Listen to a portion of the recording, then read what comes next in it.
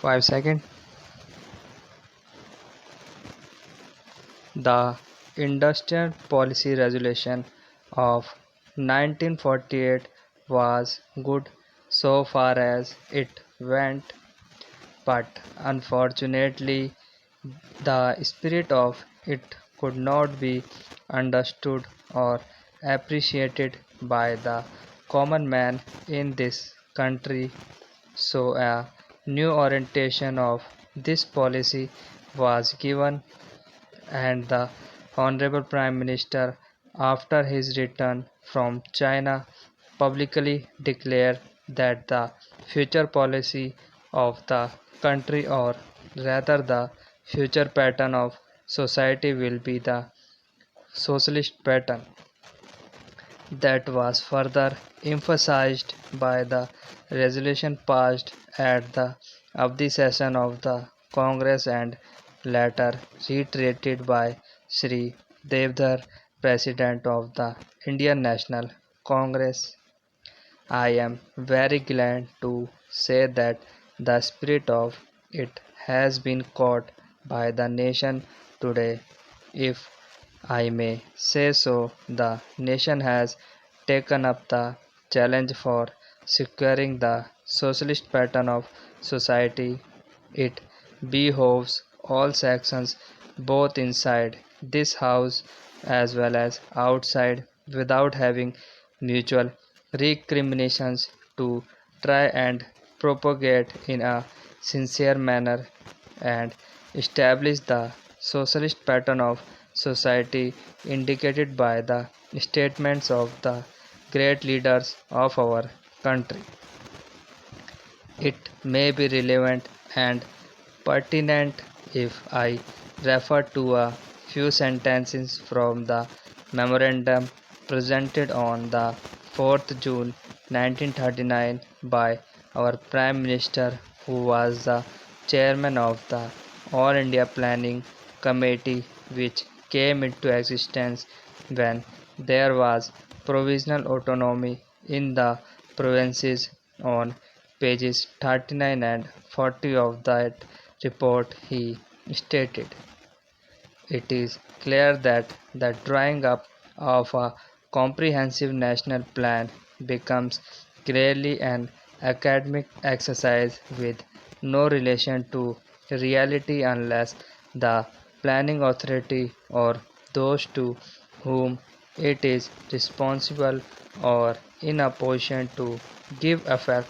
to the plan. If this authority is power or circumscribed or restricted and has limited activities, it cannot plan.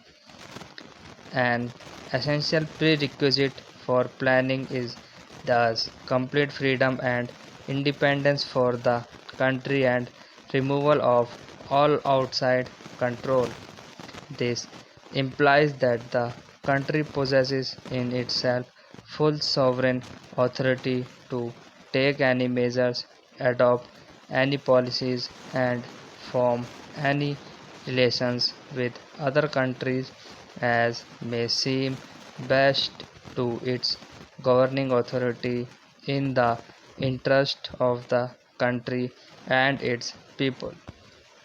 National independence is thus an indispensable preliminary for taking all the steps that might be found necessary for carrying out the 5-year plan in all its various aspects throughout the whole country.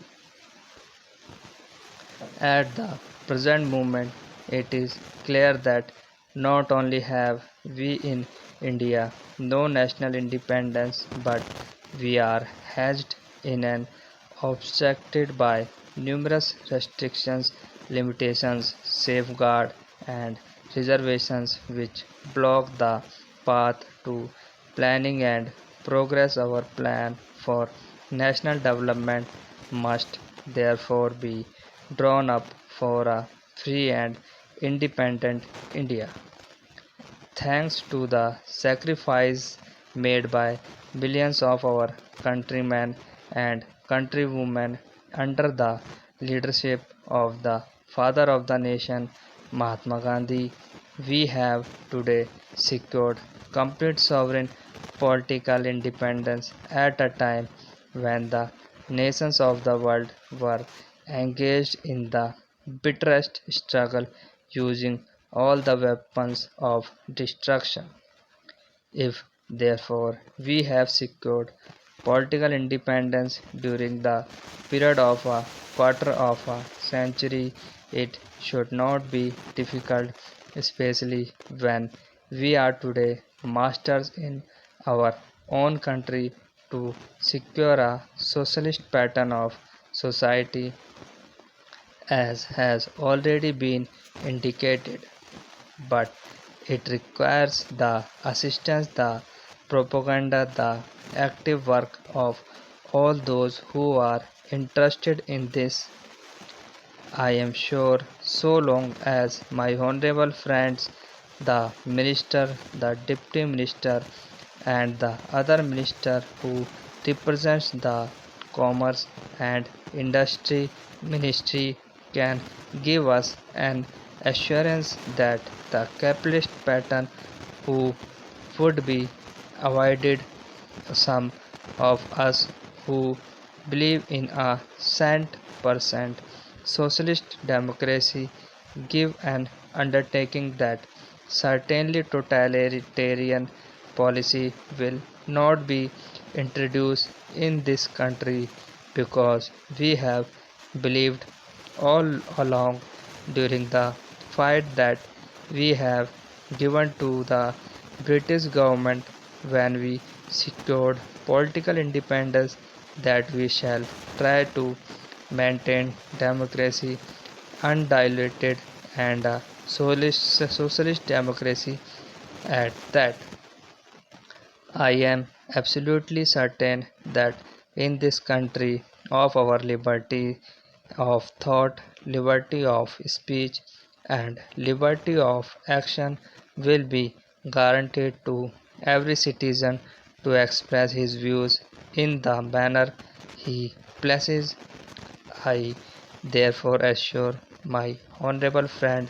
that so long as we do not, in the garb of a socialist pattern, support a capitalist system, India will stand 100% for a socialist democracy. Now, luckily for us, the fundamental rights of the Constitution have declared that a citizen would be assured of many of the social amenities which will give reasonable comfort from the womb to the grave, but mere enunciation, as I have said many times, will not satisfy the common man unless the saying is put into effect. I am absolutely certain, therefore, that so long as there is a determination on the part of our countrymen, we will be in a position to secure a socialist pattern of society. It is not even possible to draw up a plan on any other basis.